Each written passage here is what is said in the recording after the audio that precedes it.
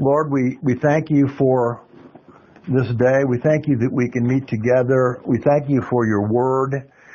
And though in one sense your word is simple, with so many great messages, and in another sense it's extremely complex because it deals with those things that you did in history and how you prophesied it all, and somehow it all comes together ultimately in your will. And we praise you for that. We pray that you give us a good mind to understand these things as we try to go through these first 20 verses of the 11th chapter of Daniel. Bless us in this attempt to study your word. In Christ's name, amen. All right. Now, let's, well, later I'll get it. Okay, now let's read the first two verses of Daniel 11. Okay? And in the first year of Darius the Mede, I arose to be an encouragement and a protection for him. And now I will tell you the truth. Behold, 3 more kings are going to arise in Persia. Then a fourth will gain far more riches than all of them. As soon as he becomes strong enough through his riches, he will rouse the whole empire against the realm of Greece. Now, one thing I want to remind you of is when translators translate these things from the original, okay, they put in chapters. Okay? Chapters are not originally in the texts. Right. If you go back to the original, what we call codices, original documents, there are no chapter markings. So it's a decision on the part of the translators when to stop and when to start. Personally, I think they made a mistake here. Okay, in my opinion, I think that especially verse 21 of the previous chapter should be included in chapter 11. All right? Now, at the end of chapter 10, last week, we saw this messenger angel needs the help of the archangel Michael to deliver this message that takes 21 days for Daniel to receive. So he finally is able to get free, okay, from this prince of Persia. He then comes to Daniel, and then he provides him the vision that we're going over tonight. Okay? This is what he gives him. So he then, after he gives Daniel this vision, then he prepares again, if you'll notice the text, to go back and battle the prince of Persia. And then he says, okay, in verse 20, well, let's read verse 20 of the previous chapter. Then he said, do you understand why I came to you? But I shall now return to fight against the prince of Persia. So I'm going forth, and behold, the prince of Greece is about to come. So he's talking about these powerful angelic beings that are Satan's angelic fallen angels that influence all the activities in the empire of Persia and are going to influence also the activities of the empire of Greece. Chapter 11 is primarily about Greece, okay? That is those entities and how they affect the geopolitics, and we'll see how this occurred. Now, the amazing thing about this chapter, as we get into the complexity of it, is remember, this is given to Daniel 200 to 250 years before it ever occurs. So all of these details that he's going to give are 200 to 250 years in the future. They have not occurred yet. Okay? Very, very interesting. Now, I have a question. Yes. Does the I in verse 1 refer to the I in 21? Okay. See, my student is on it again. okay? Because I was going to ask the question, who is speaking in verse 1, and how can we know who it is? If I were you, I'd be scared to death. She can read your mind. That's right. She can. Okay? How can we know? We can know. It refers back to the chapter It does. before. Because if you look at the context, okay, the I cannot be Daniel. Right. Because Daniel's not going to protect Darius the Mede, right? There's Okay. parentheses in verse 21, and it ends in verse 1. Yes. Okay, so what is being said here is that the angel comes to minister, God's angel, this messenger angel, to the Persian kingdom. Why? Because they're great and wonderful and do nothing wrong? No, not at all. But because they are being used to do what? What's their purpose from God's standpoint? The Persians. Yeah. What's their purpose? Really big purpose. Free the Jews. Free the Jews. Get them back into Israel and get them to rebuild the temple. So that's why this angel is protecting and guiding Persia. Plus Daniel prayed. Yes, of course, Daniel started out, he started the whole thing out with his prayer, okay? Now, I note this is a prime example of how people misinterpret the scriptures because they don't read carefully and they don't ask questions. Who's talking? What are they saying? Why are they saying this? Therefore, who must be speaking? Who must be they be speaking to? What must their purpose be? Those are all questions you have to ask. So it's a good example of how you could go really wrong in this and start to interpret this as being Daniel speaking. And you're missing the point. Daniel's receiving this. Okay? He's receiving this vision and then he's telling what this vision is. So, key to here is this what we call the rule of hermeneutics. Always interpret every text in its context. Always. You'll learn a huge amount if you do it. And if you don't interpret it in the context, you'll probably misinterpret the verse. And possibly check on the original. Right. Yes, and obviously the original language helps too. So the speaker is the messenger angel who's there to support the regime of Persia. That is King Darius. Okay? Against the efforts of the Prince of Greece and his strategies. All right? The word here where he says, I rose in encouragement and to protect him and to strengthen him. The word there is the word chazak, and it means it's a word that's used to strengthen a fortress or to build the walls stronger. So Darius, along with Cyrus, are allowing the rebuilding of the Temple of Jerusalem. And this is why the angel is in support. Turn to Ezra chapter 8. Keep your hand here, Daniel, and go back a good way to the book of Ezra. You go back past Esther, past Nehemiah, and go to the book of Ezra. Go to chapter 6. And I want to read verses 8 through 12.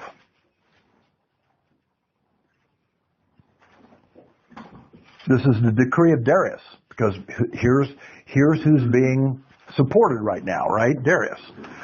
He says, moreover, I have a decree concerning what you are to do for these elders of Judah in the rebuilding of this house of God. The full cost is to be paid to the people from the royal treasury out of the taxes of the provinces beyond the river, that is the Euphrates, and that without delay. And whatever is needed, both young bulls, rams, lambs for burnt offering, to the God of heaven, or wheat, salt, wine, and anointing oil, all the priests in Jerusalem request, it is to be given to them daily without fail, that they may offer acceptable sacrifices to the God of heaven and pray for the life of the king and his sons. And then he goes on, talks about more things he's going to do. Isn't this absolutely remarkable? They're captured. They're a captive people. After 70 years, they're freed from the captivity. And not only are they freed, but this king that frees them, Cyrus, and then the local representative, Darius in Babylon, okay, says, we're going to give them all this stuff. We're going to provide all this material because it's so important that they go and rebuild this temple. You go, why would Cyrus and Darius want to rebuild the Jews' temple? There's only one explanation. Because God said they were supposed to do it. You know, and that's why it occurred. So it's remarkable. Also, never forget Genesis 12:3. This famous phrase to Abraham. He says, I will bless those who bless you and curse those who curse you. Anytime you bless Israel, you're in the right footing.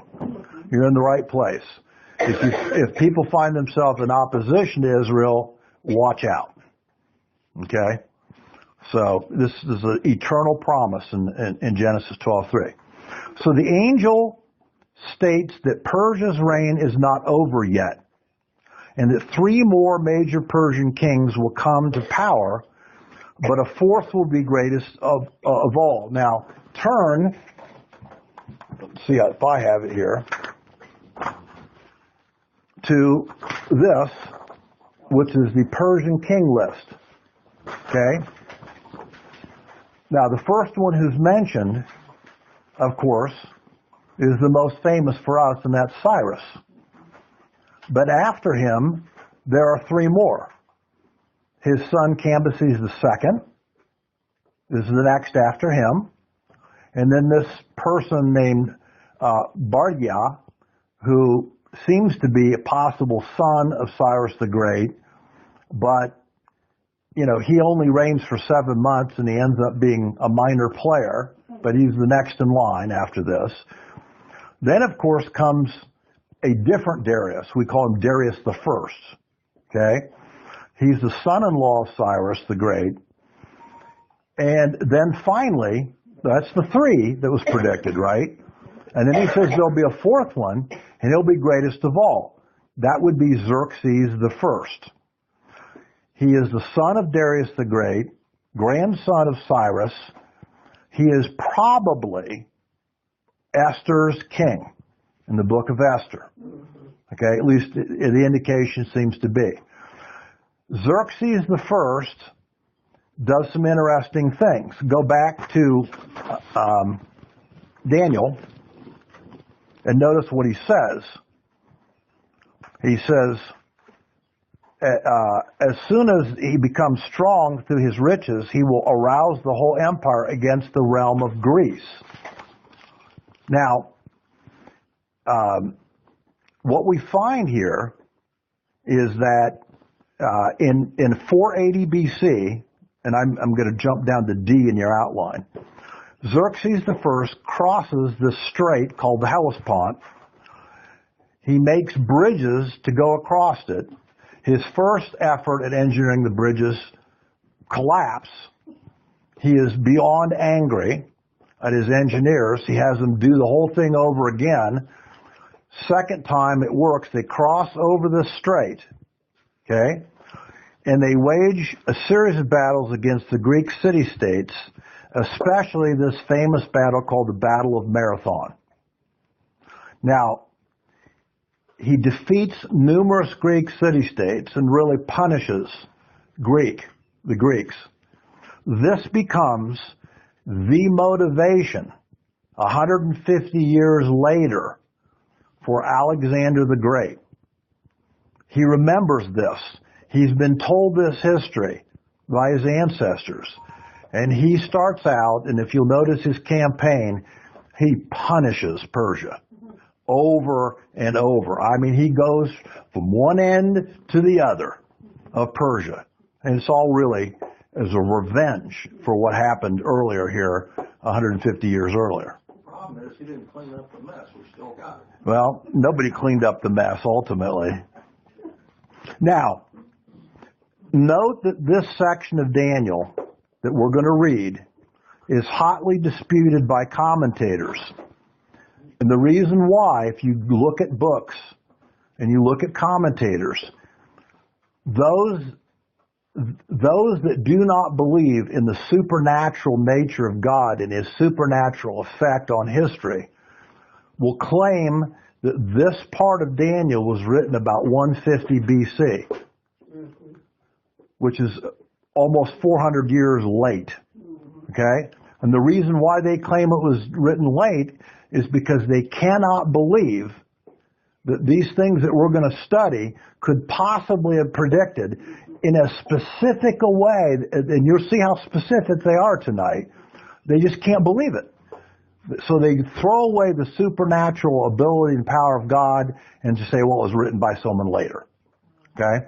This is a great error, but of course a lot of churches do it.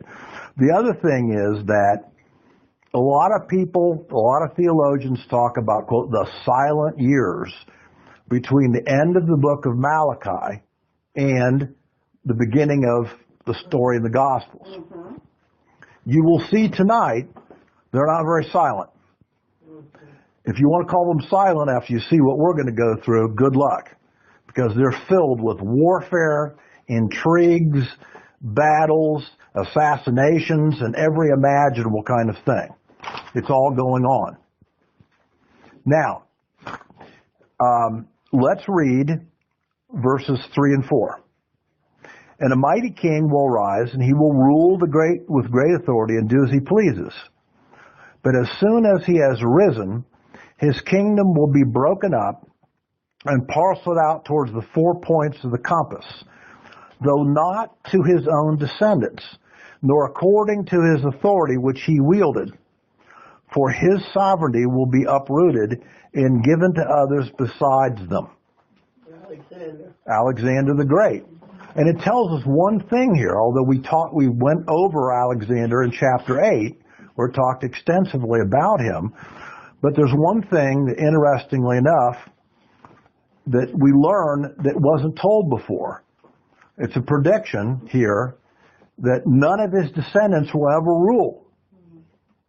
And as we go through this history, you're going to realize that even though his bloodline is involved, none of his direct descendants ever rule. Okay?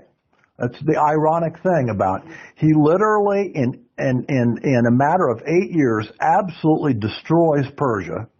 He crushes Egypt and marches all the way to the border of India in 8 years. Okay? It's absolutely phenomenal that he could do this. And he did it with an average of 30,000 soldiers, plus cavalry, but 30,000. I mean, sometimes he faced almost 2 million Persians at a time. Okay? I mean, exactly. You can only say God had a plan for this guy and used him. And of course, you see, he then causes the whole area to be what we call Hellenized. They learn Greek culture. They all start to speak Greek. And by the time we get not more than 100 years later, after Alexander, everyone speaks Greek. It is the language that everyone talks in. It's the language the Jews speak in. Okay? Even though they know Hebrew for the study of the scriptures, but it even causes them in 300 BC, 70 of them, to come together and to take the scriptures and interpret them and translate them into Greek. We call this, of course, the Septuagint. Yeah, the Septuagint of the Bible, the version of the Bible. So, this includes the very specific prediction that Alexander's empire will go on in a very different way, and of course, history proves that this occurs. Now, let's read first verses 5 through 10 and get into this material. And this is why I gave you these kings lists. You'll see why I gave you the kings list in a minute. Then the king of the south will grow strong, along with one of his princes, who will gain ascendancy over him and obtain dominion. His dominion will be a great dominion indeed.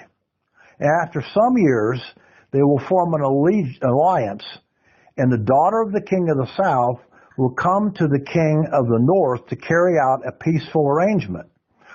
But she will not retain her position of power, nor will she remain with his power. But she will be given up, along with those who brought her in, and the one who sired her, as well as he who supported her in those times. But one of the descendants of her line will arise in his place, and he will come against their army and enter the fortress of the king of the north, and he will deal with them and display great strength.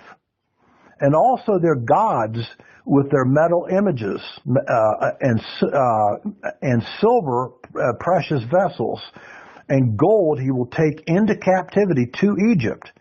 And he, on his part, will refrain from attacking the king of the north for some years. Then the latter will enter the realm of the king of the south, but will return to his own land. And his sons will mobilize and assemble a multitude of great forces. One of them will keep on coming and overflow and pass through, that he may again wage war up to this very fortress. Now, I'm certain that's entirely clear to you and doesn't need any explanation whatsoever. But I'll give you an explanation. So start to look. You're going to go back and forth between these kings lists, because the two things we're looking at is, remember, it tells us that Alexander's kingdom is broken up in the 4 points of the compass. But there's 2 parts of it that break up that are especially important here.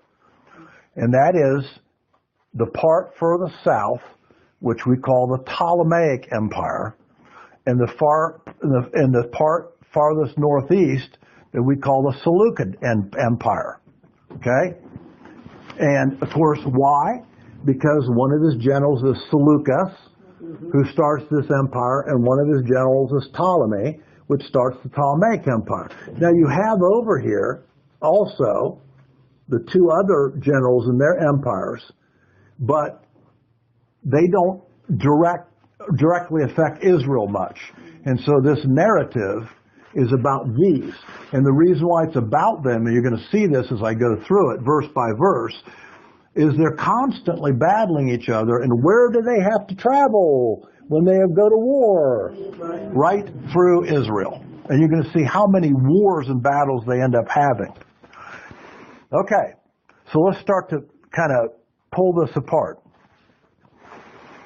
He talks in verse 5, he says, then the king of the south. In other words, the first king of the south is Ptolemy the first. He gains control over Egypt. One of his princes, that means a fellow officer, army officer of his, was Seleucus. Okay? But Seleucus feared Alexander's friend Antigonus, and Seleucus originally flees back to Egypt to be protected by his buddy Ptolemy. Now, of course, what happens then is, after a period of time, Ptolemy gives him about 800 men and about 200 cavalry, and Seleucus, he's called Seleucus the First, marches to Babylon, and he conquers it. Over time, he marches further to the northeast, and he starts to build this huge empire that literally up here would be India. He conquers all this territory and ends up having a far greater territory than his friend Ptolemy does. Okay? So here are these first 2 kings, Ptolemy the First and Seleucus the First. Okay? Now, verse 6. Let's read it again and let's break it down. And after some years, they will form an alliance, and the daughter of the king of the south will come to the king of the north to carry out a peaceful arrangement, but she will not retain her position of power, nor will he remain in his power, but she will be given up along with those who brought her in, and the one who sired her, as well as who supported her in those times. So let me tell you what this means when you start to look through history, okay? It's a marriage, isn't it? It is. What it talks about is a political marriage that occurs in 252 BC between Antiochus II, that is, the son of Antiochus I, and Ptolemy II's daughter. Her name is Bernice. Now, the problem is that Antiochus is already married to a woman named Laodice. Okay? So he must divorce Laodice so that he can have this political marriage with Bernice. Now, Laodice does not take this very well. Okay? And she ends up arranging a meeting with her former husband in 246 BC, if you look at the historical documents, where he mysteriously dies. Okay? Everyone believes historically, Herodotus and all historians, that she poisoned him, and that's why he dies. And then Laodice takes or finds Bernice, who flees at this point, and her children, and has them killed in Antioch, Syria. Okay? I mean, not nice group. And this goes on and on. It's just unbelievable the way this goes on. So that's what is being talked about in verse 6. Now, let's go to verse 7.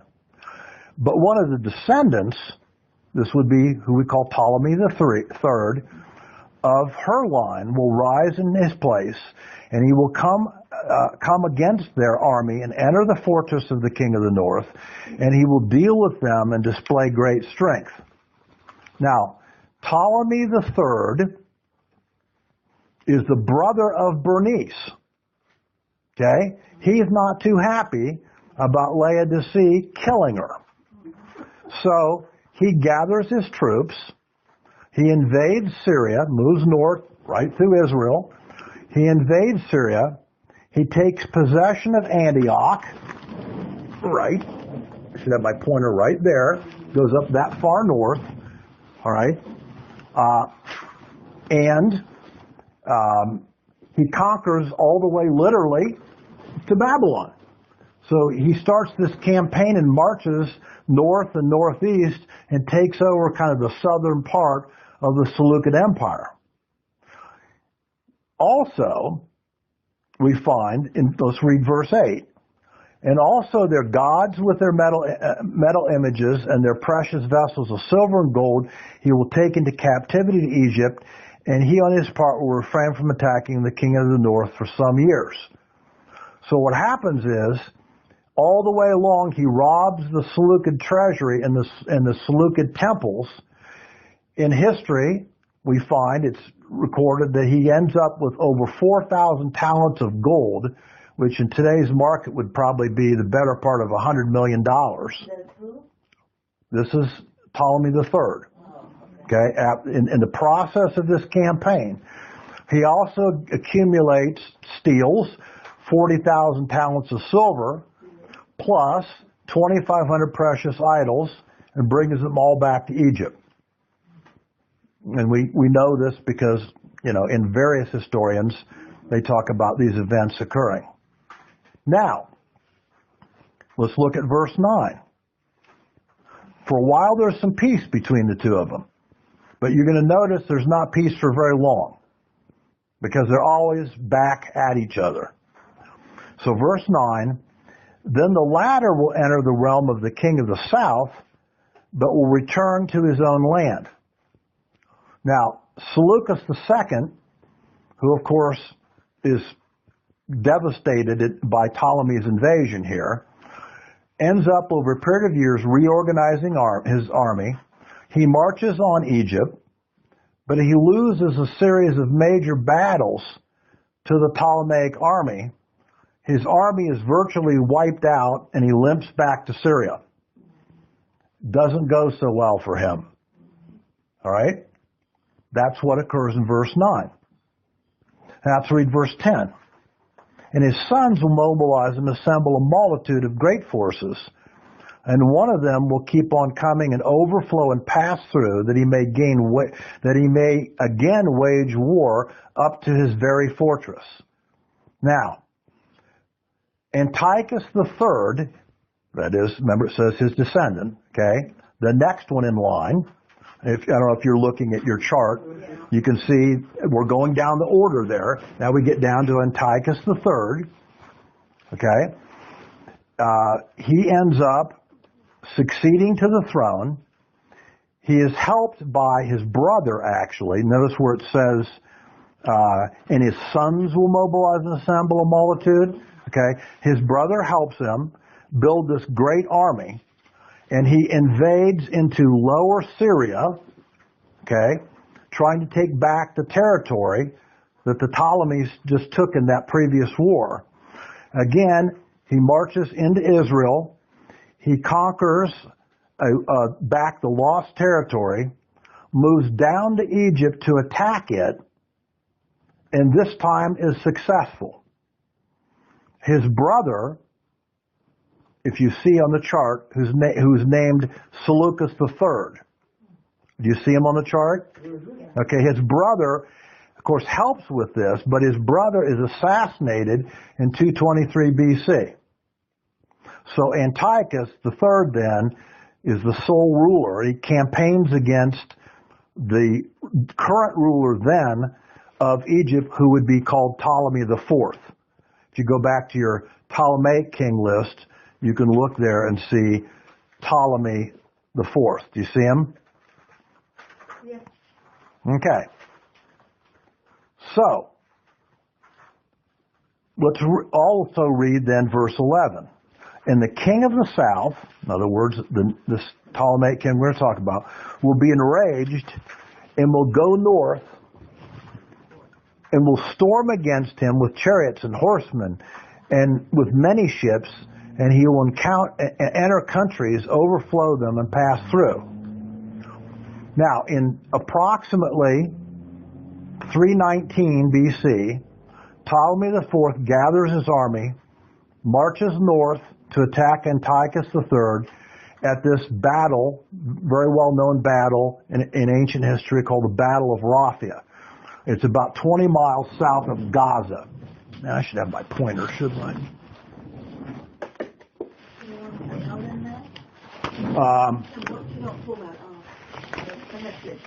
Oh, okay. I'm going a little too far, huh? Mm-hmm. All right. Well. Okay. Put up that's not going to really show us. Okay, it's better. Well, Gaza is going to be about here. It's going to be, okay, I guess it's not marked on this map. But he marches all the way up here and starts to take that. Now,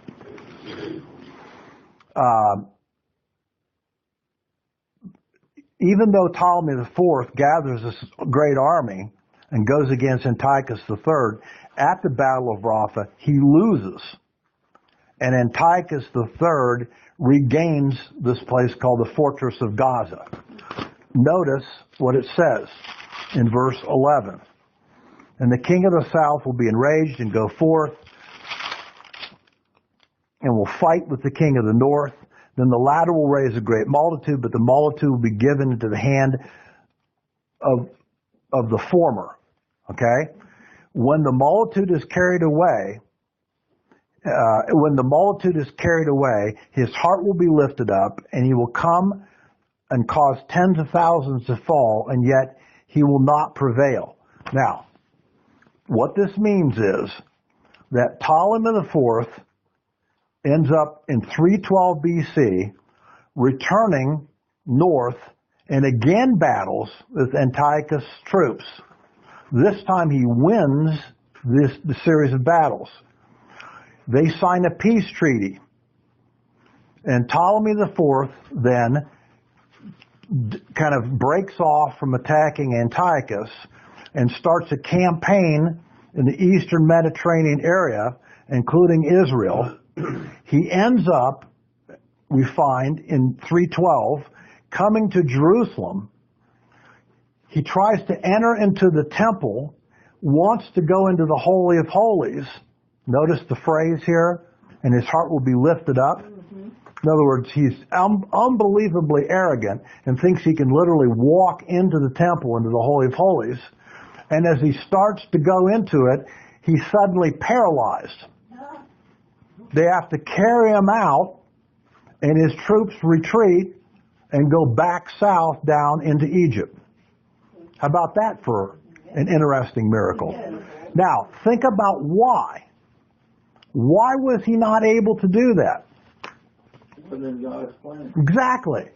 Because it's Antiochus the Fourth who's the one that God allows to go into the temple in Jerusalem and commit the abomination of desolation, but not before the time.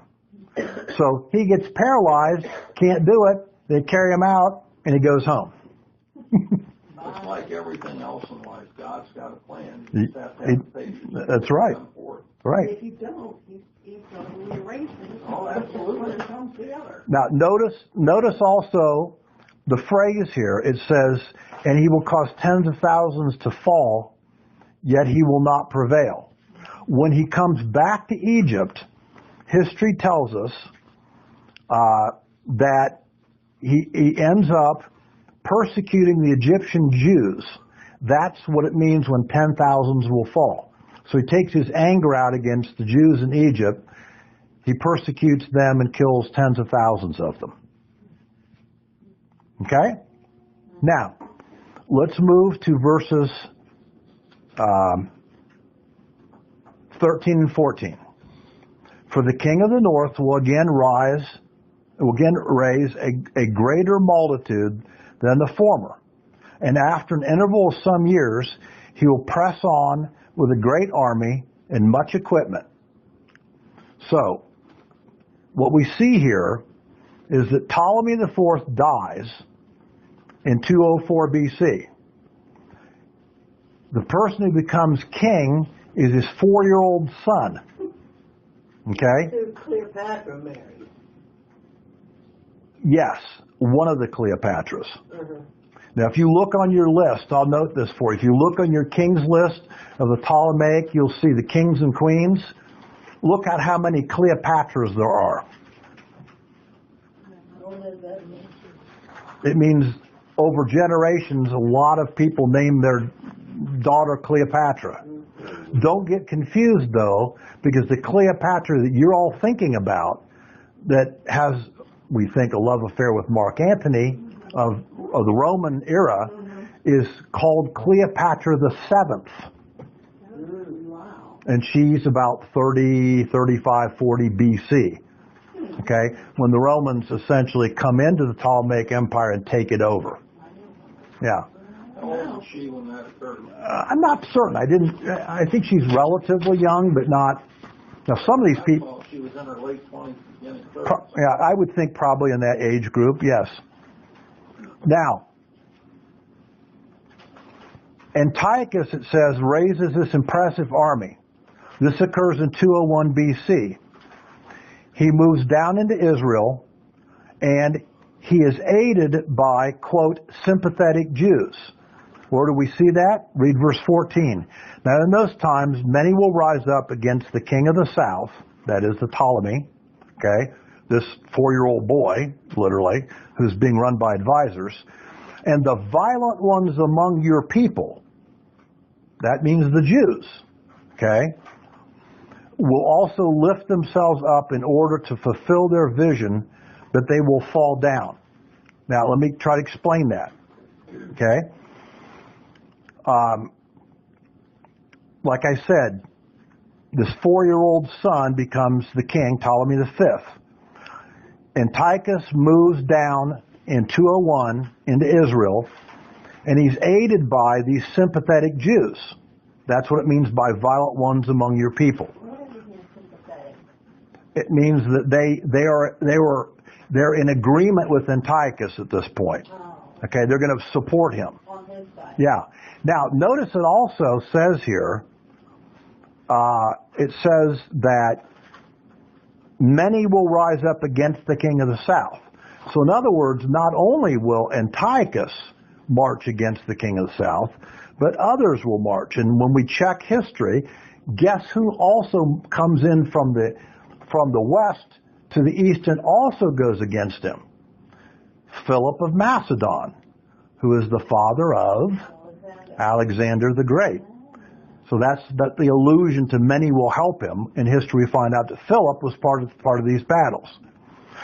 But in their rebellion, the Jews rising up and trying to support Antiochus, okay, they end up being punished by a movement of this Ptolemaic general named Scopas. He comes into Jerusalem and kills a lot of Jews because they are rising up against, obviously, the Ptolemaic Empire. So even though the Jews are thinking that they're going to avoid persecution by supporting Antiochus, okay, they aren't, because interestingly enough, I have to look, his son or grandson, I think his grandson, is Antiochus the Fourth, who's the worst persecutor of the Jews of all. So in other words, they don't avoid their fate, is what really we're learning in that verse. They think they're going to avoid a fate of persecution, and they're not going to. Okay? Now, let's go to, let me also say this. Antiochus the third, this is who we're talking about, he succeeds in taking a lot of land in Israel and Phoenicia. He ends up, according to history, laying a siege against the city of Sidon in 198 BC. Here we are. Let's read verses 15 and 16. Then the king of the north will come and cast up a siege mound and capture a well-fortified city. That's what's being referred to, the battle against Sidon. Okay, and the forces of the south will not stand their ground, not even their choicest troops, for there will be no strength to make a stand. So he's successful in this attack against Sidon in 198. This is actually predicted.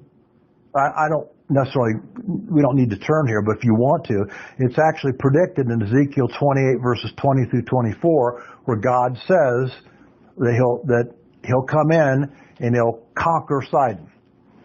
So he prevails in Israel with no significant opposition at all. Again, the Ptolemaic army is not able to stop him. The Jews end up calling Antiochus III the deliverer.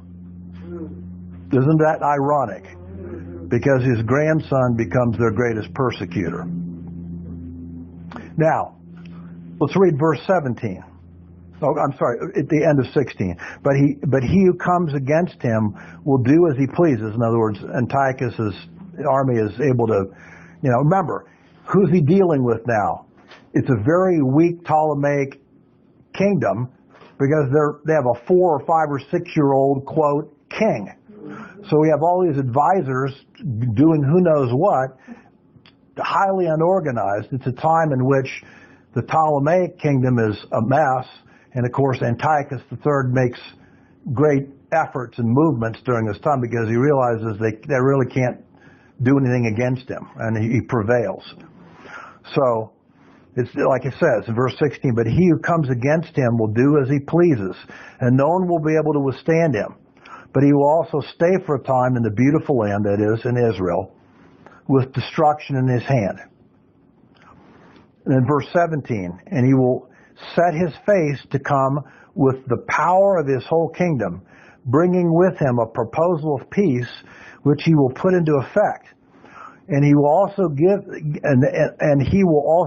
him the daughter of women to ruin it. But she will not take a stand for him or be on his side. Now, what happens is Antiochus decides on a new strategy. Okay? He decides that maybe the better way to gain complete control of Egypt is to offer his young daughter, who is called Cleopatra I. We estimate from historians that she's maybe 10 years old at this point. Okay? in marriage to the equally young Ptolemy V, and this marriage occurs in 192 BC. He's maybe 6 or 8 years old, and she's maybe 10 years old. Okay. Now, the interesting thing is, Antiochus III is convinced that he's going to gain total influence over the Ptolemaic kingdom this way, but as she grows up, it backfires because she's loyal to her husband, not to her father. So it doesn't work. And that's what it means when it says here that he will also give him the daughter of women to ruin it, but she will not take a stand for him, that is Antiochus, or be on his side. And that's exactly what happened in history. Isn't it interesting how all these things are playing out? The predicted 200 years, how specifically they're played out. I find this to be an incredible chapter that way. So, verse 18 here, it says, then he will turn his face to the coastlands and capture many. But a commander will put a stop to his scorn and against him. Moreover, he will repay him for his scorn. Now what happens is, Antiochus decides on a different movement. He decides now, instead of going south, he's going to march west. He marches across Turkey. Okay? So now he moves this way. Okay? He comes here and he moves into Turkey and moves towards this would be the Bosphorus. What would that be called? I'm trying to remember. There, the Bosphorus there. I can't remember the name of it right there right at the moment. But so what happens is that he ends up obviously being resisted by Greek forces that are coming to the east. He's defeated by a combination of both Greek and Roman forces. The Romans are led, in history we know, by the general named Lucius Sippo, and as a result, Antiochus ends up having to sign what's called the Treaty of Apamea. In this treaty, he has to give back all land. He has to go back east, okay, across Turkey. He's not allowed to come back into Turkey at all. And he has to pay a huge tribute to Rome for 10 consecutive years. And that's what it means when he says that his scorn will be stopped, and moreover, he ought to repay for his scorn. He ends up owing Rome a whole lot of money. Interesting, isn't it? Okay? Look at now verse 19. So, he will turn his face towards the fortresses of his own land, but he will stumble and fall and be found no more. This is very interesting historically. He turns back into Syria, okay? That comes back this way because he loses a series of battles. The Romans and the Greeks stop him.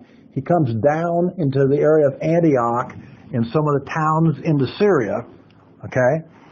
And he decides that to pay this huge tribute, he starts robbing temples, okay? He ends up finally robbing the temple in the city of Elymais, which is a temple to Zeus, and the priests and others in that city murder him in 187. And that's what it means when it says in verse 19, and he'll be found no more. That's the end of him. He probably, of all of the Seleucid leaders, probably took the most land, had the most victories, and controlled more of Egypt than any of them, and yet he comes to a rather interesting end. Because he's so arrogant, he won't stop and decides he's going to go against the Greeks and the Romans. Wasn't a good idea. He was outmatched. Now, let's go to verse 20. Then in his place one will rise who will send an oppressor through the jewel of his kingdom. Yet within a few days he will be shattered through neither in anger nor in battle. So, In 187, when Antiochus III dies, his son Seleucus IV becomes king. Can you see it on your king's list there? All right. Okay. He becomes king, and he ends up heavily taxing the Jews. That's what it means when he says they will send an oppressor into the jewel of his kingdom, into Israel. Okay. He taxes them terribly. But in 176, he suddenly dies. And his successor takes over, whose name is Antiochus IV. He's the guy that we'll then see next as we go, starting in verse 21 and following. He's the guy that takes over, and he's the great Antichrist figure in the Old Testament, whose tyranny against the Jews is only surpassed by the final Antichrist in the tribulation period. Now, the interesting thing about this, I tried to summarize it for you, because in every single element of it, you could go to multiple historians and dig out an unbelievable amount of material. But if we did that, we'd be here for about the next 3 days talking about it. So I tried to cover it, to explain it adequately without going into, but it's fascinating because at any point and branch, you could go into Bernice and what she did and what all her daughters were and what they did. And I mean, it's intrigue after intrigue. Sounds like Dallas on TV. It is. It is. It's the Seleucid Ptolemaic Empire version of Dallas. That is absolutely right. I find it interesting there was a brother-sister marriage. Yes. More than one. Yeah. Mm-hmm. Yes. Yes. You know, it's just intrigue, assassination, war, death. It's just it's an unbelievable. But again, go back to this. You know, people call this period between 300 and some BC and 2 or 4 BC when Christ is born, the silent years. Really? Man, you know, there's a bunch of stuff going on during this time. How much of that do you think was directed by God? I think it was all directed by God. It was directed by Satan. It was specifically run by, quote, the Prince of Greece. He's the satanic angel figure that's orchestrating all this stuff. Okay? All right? But it's all allowed by God. Because, again, it all involves the Jews and what God's going to do with them. So if you look at the age of the 2 children, and then you look at... Yeah. You mean the Cleopatra and it would be Ptolemy the Fifth, I believe, doesn't it? So you look at that, and then you turn around and look at, as Ann said, brother and sister to brother and sister. I just have trouble thinking that God was real pleased with those brothers. No. Obviously, the things that occur are not in any way per se God's will. It's only God's will in the biggest sense, okay? That he's allowing it, as also Satan is directing it, okay? Satan's trying to, of course, he's trying constantly in this to persecute the Jews. And he does it over and over and over and over again. Still doing it. And he's still doing it today. You know, there is no end to anti-Semitism. Go back again to our famous Deuteronomy chapter 28. Okay? This great prediction that says, if you don't follow my laws and my ways, then there'll be curse upon curse that will come to you. You'll be a curse. Your name will be a curse among all peoples. Anti-Semitism. You know? It doesn't stop. It won't stop. It's not going to stop until the day comes when Jesus Christ himself comes back to the earth as the warrior king, sets up his kingdom, defeats Antichrist, the false prophet, locks them up, and then anti-Semitism stops. But it will never stop before then. And of course, as we get into the latter part, which we'll study next week of this, when we get to Antichrist in the tribulation period, now it's anti-Semitism on steroids. Okay? It's worse and worse and worse. And as we were saying earlier, you know, you realize when you look at Zechariah and his prophecies that at the very, very end, before Christ returns to the earth, Antichrist is able to kill 2/3 of all of the Jews living in the world. 2/3 of them. That's far greater than what even Hitler did. So it's a massive, you know, he hates the Jews. Why? Because they bore a Messiah, and he hates him.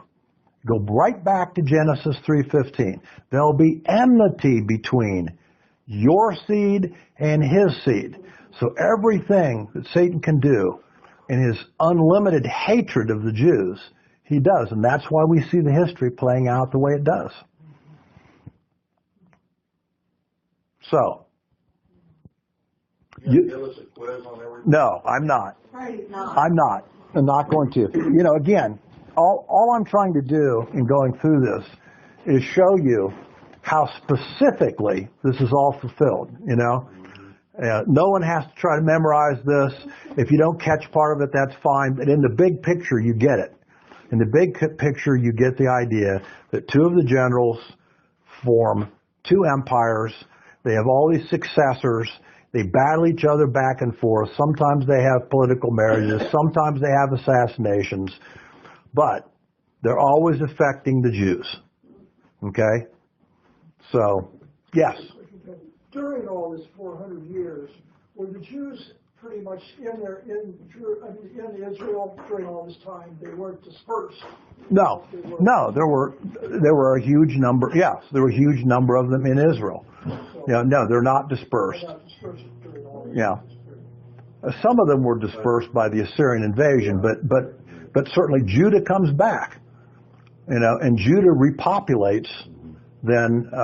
Through the times of Ezra and Nehemiah, Judah comes back, the 50,000 that Daniel was praying for. Okay, and they start to repopulate. They don't just go to Jerusalem. You know, you look and see in Ezra and Nehemiah, they go to other cities too. They redo other cities. They rebuild other cities. They rebuild the country eventually. So. With all these armies going through they were going through the land all the time. Yeah, and the Jews are always being killed. The Jews are always being taxed. The Jews are always being persecuted. You know. So. And these two generals at one time were both working together Yes. for Alexander. Exactly. They were. And it's ironic because think about it. Ptolemy takes in Seleucus because Seleucus is afraid he's going to get assassinated by one of Alexander's closest people, Antiochus. So he runs down to Egypt for protection, and out of, quote, kindness, you would presume, since they all were in war together with each other as generals, you know, Ptolemy gives him a very small army and says, take off, and it all begins. And the other, Ironic, isn't it? because it was split in 4 parts, the other two generals were pretty much... They had their battles, but they didn't, this was not their territory. You know, I mean, let's face it, they had their battles against Greece, they had their battles against Rome, because they were further west. You know? Matter of fact, obviously, what was it? Was it Cassander that took over Macedon, I believe. So he takes over Greece Central, as it were. But you can see the big dog on the block, you know, coming around. You begin to see by 175 BC or so, this shadow of Rome. They're getting bigger, they're getting stronger, they're building an unbelievable war machine. And it's just a matter of time before, back to that Daniel 2 statue, this monstrous beast is unleashed and swallows up all the Greek Empire. So, yeah. During the 400 years, roughly, the silent years, apparently God did not send any prophets to Israel because they either wouldn't listen or pretty much they're just being persecuted because they turned away. Yeah, I think it's a time that he lets them live with the results of what they've chosen. You know, because the problem is that when they go back, even though it's through his providence that they return, you know, they don't stay true to him. Okay? And remember the promise in Deuteronomy 20. If you don't follow my ways, all this stuff is going to happen to you. And it starts to happen again. That's their history. Yeah. All right. Why don't I close this with a word of prayer, okay? All right. Lord, thank you for your word. It's like I was saying earlier, you know, Lord, it's in one hand very simple. For God so loved the world, you know, and works through history, brought about his Son to pay the price for sin. On the other hand, it's so complex, and you build into it those items that could only possibly come from your mind. There's no other way that 200 years of predicted history, very specific events would turn out exactly the way they did in history. So we thank you that you're the God of history, and we count on you and the person you are for our futures. We pray these things in Christ's name.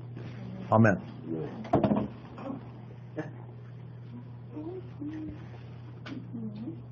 Don't put your paw